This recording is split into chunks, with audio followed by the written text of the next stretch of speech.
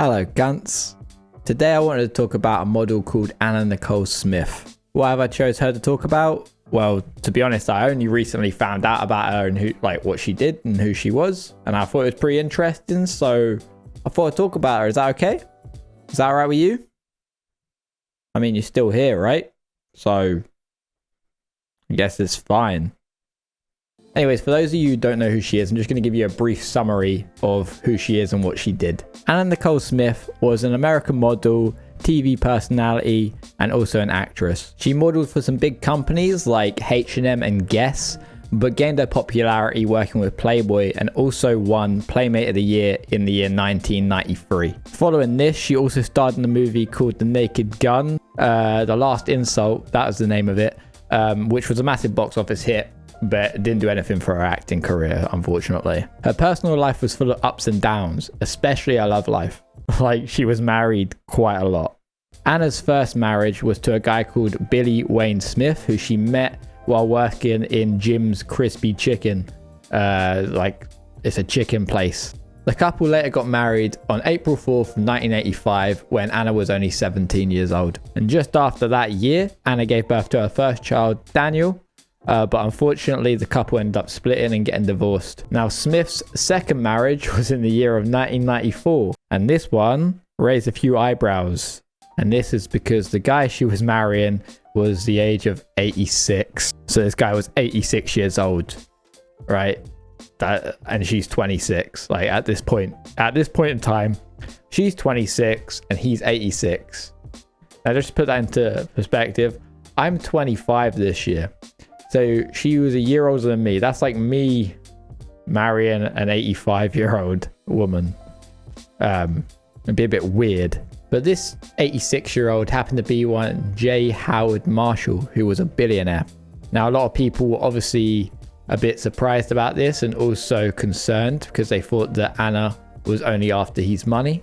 But she maintained the fact that she was in love with the guy and it wasn't about the money and age didn't matter to her. Sadly though, 13 months after the marriage, Marshall passed away. Now I know what you guys are probably thinking. You're probably thinking that Anna got all the money and his property and everything after he died. But Anna wasn't even left in the will. There was no mention of her name at all, which was a bit weird.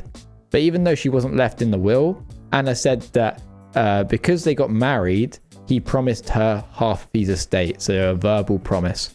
However, Smith's stepson, E. Pierce Marshall, disputed this claim and said that she was owed nothing. She didn't deserve anything and she wasn't left in the will and he hadn't said anything to her. Marshall hadn't said anything to her at all about this. Smith then filed for bankruptcy in the year 1996. And since Howard was included in this bankruptcy, the bankruptcy court itself got itself involved. You still follow me here, yeah? I mean, I know it's all boring court stuff, but I have to explain it, otherwise you won't know.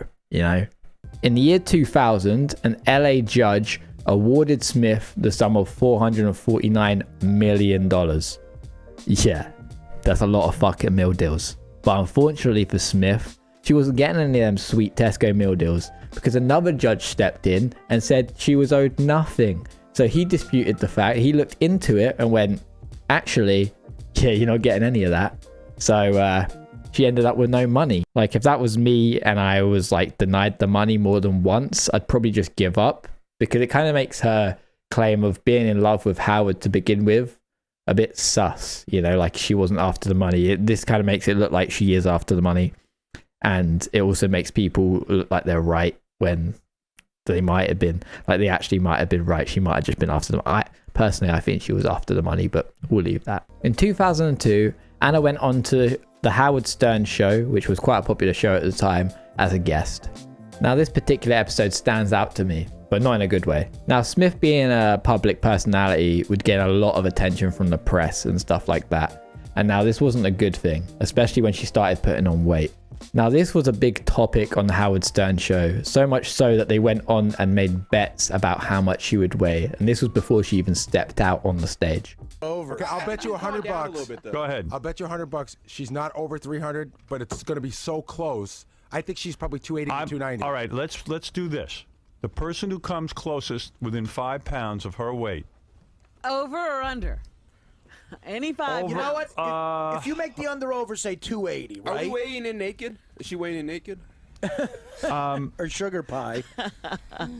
All right, listen. You put yourself out there. You're doing the show. Of course, people are going to comment on your life.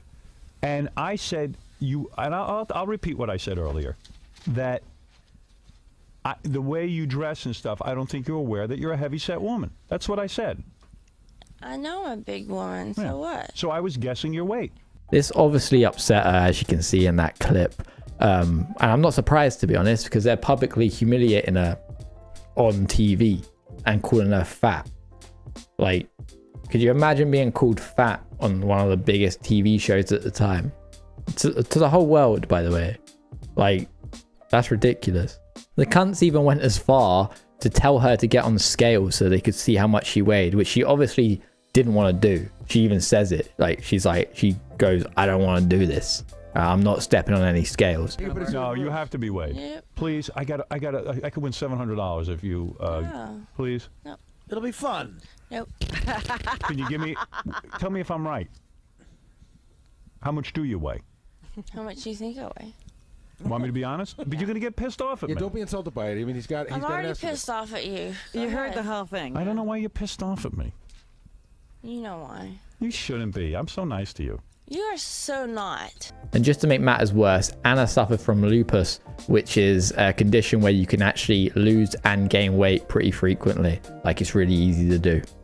So they're basically taking the piss out of her illness. Maybe they didn't know about this, but it's still not cool to take the piss out of anybody's weight, especially when they're not in on the joke itself and you're not close to them. Like, don't fat shame people. It's simple as that, right? Flash forward to the year 2006. This is where Smith announced for the second time that she was pregnant. She would later give birth to a little girl named Daniel Lynn on September 7th. But just 3 days after giving birth, her son Daniel came to visit his mum and the baby, and in the same room later died of an overdose. This was obviously devastating for Anna, as her and Daniel were said to be inseparable. So much so that in the funeral, like at Daniel's funeral itself, she asked the people to open his coffin so that she could get in the coffin with him, basically. Right? She even states that if Daniel was to be buried, she wants to be buried with him. So that's pretty fucking sad. So yeah, Anna's life just seemed to be getting worse and worse from this point, which caused her severe depression. And it also didn't help that she was in the public eye as a public figure. I can't help but just feel bad for her, to be honest. Just everything she's been through so far, and then losing her son 3 days after giving birth. Like, could you actually imagine that happening to you? That's fucked. Sadly, in 2007, Smith was found unresponsive in the Hard Rock Cafe of Florida. She was rushed to the hospital, but on arrival was pronounced dead. Her cause of death was an overdose, and after the doctors checked her body out, they announced that it was more than one drug being used. So basically just a drug cocktail. And that was that for Anna Nicole Smith and her life and legacy. From being publicly fat shamed on national television to having her own son die just 3 days after giving birth to her daughter. Like, that's fucked, man. I wouldn't want that to happen to anybody. I don't think anybody would want that to happen to them. But yeah, that's pretty much it. That's the end of this video this week. Hope you enjoyed it. Bit of a different topic today. It's actually somebody that isn't alive anymore, and the first female we're talking about, so that's something, isn't it? But yeah, if you enjoyed this week's video, please leave a like, comment, subscribe, do all that stuff. And yeah, new video next week. Hope you're enjoying this new content, by the way. This is a bit different for me to do, but I'm enjoying making it. I think it's pretty cool and interesting. It's a bit different, you know. Thanks for sticking with me. Thanks to all my new subs as well. I see you there. Yeah, I guess I'll see you guys next week. Goodbye.